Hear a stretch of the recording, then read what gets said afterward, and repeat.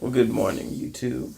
Uh, and of course, this is Spivey Talks. As it stands, I woke up maybe about an hour and a half, 2 hours ago, and I meant to make a deck of magic.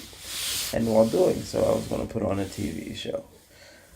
I typically like to put a show on, have some noise going while I do whatever I'm doing. But this particular show that I put on happened to be really, really good. It's called Night Manager or The Night Manager. It stars Hugh Laurie as the villain, which is an interesting take because I'd never see him as a villain. But either way, the story is a night manager who used to be in the military ends up getting recruited by MI6. And again, Hugh Laurie is the bad guy, so House is the bad guy. Well, technically, the actor who played House. Anyway, um, and so I'm only on episode 2, but I'm finding it to be very, very entertaining. I'm enjoying it. But the concept, and I'm actually going to make another video on this a little bit later today.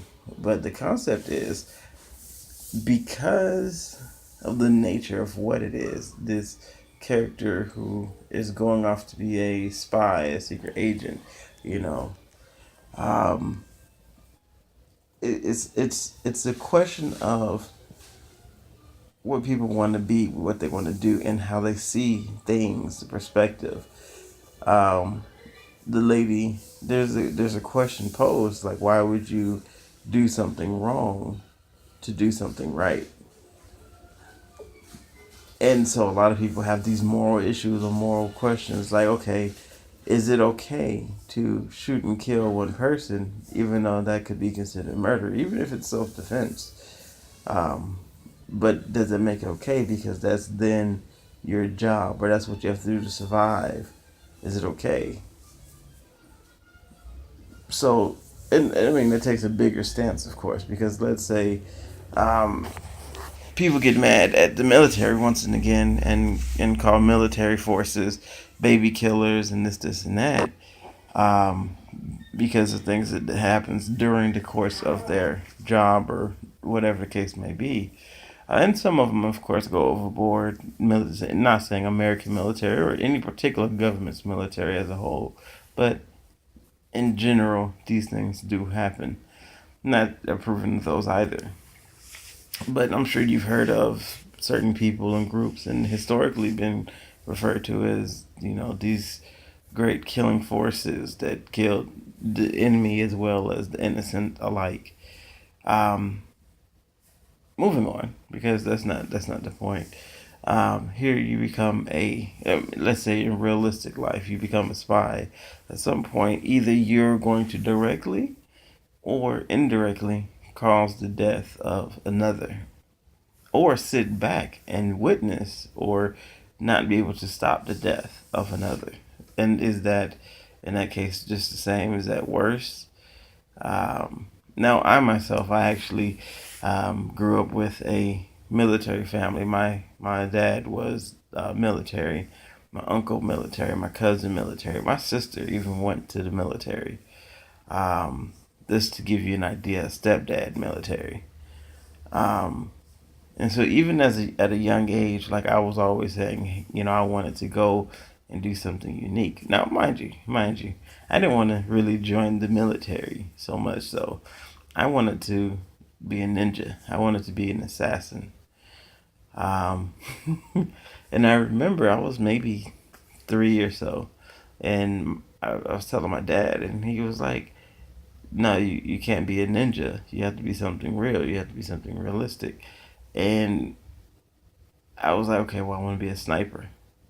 So I decided I want to be a sniper, but I didn't want to just be a sniper, because then like, who are you being a sniper for, And so very early in, probably around 6 or so, I started seeing different movies about like the CIA and stuff, and I was like, I would work for the CIA. I'd be a agent with the CIA, and that was a goal. I remember I got intoxicated and I was angry about some issues.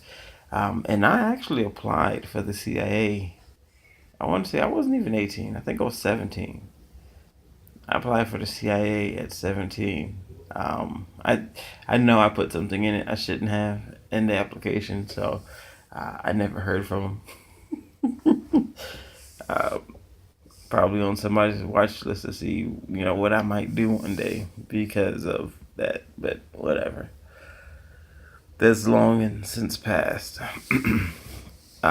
But that raises that concept. It's like, okay, here's somebody who knows that he wouldn't have a problem being a sniper for the military or for the government or whatever the case may be.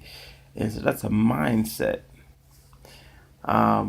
Of course, I still later in life, even though I didn't become a sniper for the CIA or anything to do with the CIA, I still picked up the rifle and practice. And so far, out of everybody, I know I'm the best shot.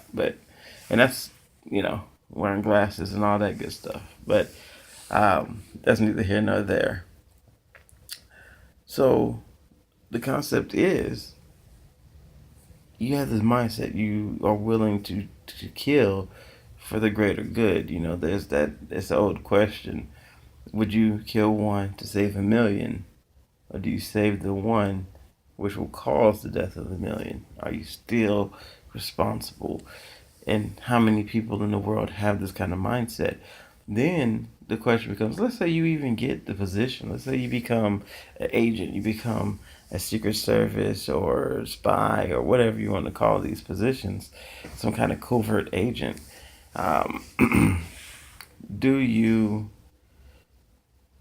do you consider or think that you have longevity? Do you acknowledge that you are a pawn or a piece in a great big puzzle or game between the higher ups, and that you're just doing your part as you're ordered? Is that your reasoning behind why you can do such things? Um, I keep one of my books here. Uh, can you see it? Pretty sure. There you go. The Art of War. So, and mind you, this is just a couple of books on the bookshelf. When you go through, you realize, of course, that you may potentially be sacrificed as a piece in the greater scheme. So, longevity, I would imagine, mind you, I'm just speculating, isn't something that one of these agents should look forward to. That at any given time, they themselves can be taken out or sacrificed or whatever for quote unquote the greater good. So I don't know. I think that's just something to think about. That's a mindset situation, and who's willing to do that.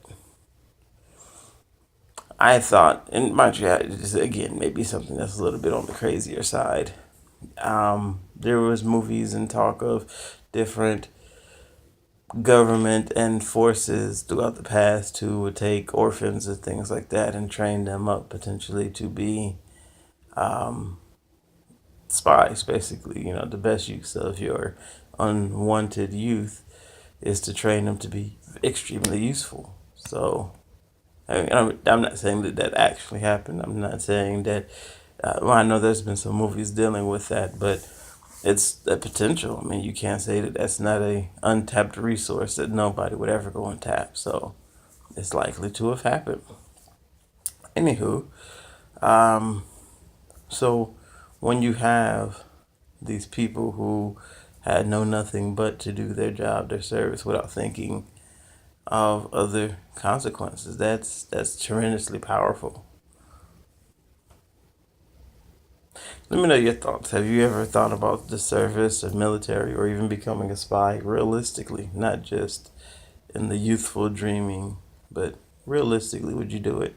Could you become a spy? Could you become someone who is covert, living a life for a majority of your life or part of your life or whatever the case may be, that you may never grow to old age, that potentially you might have to leave everyone and everything you ever knew behind?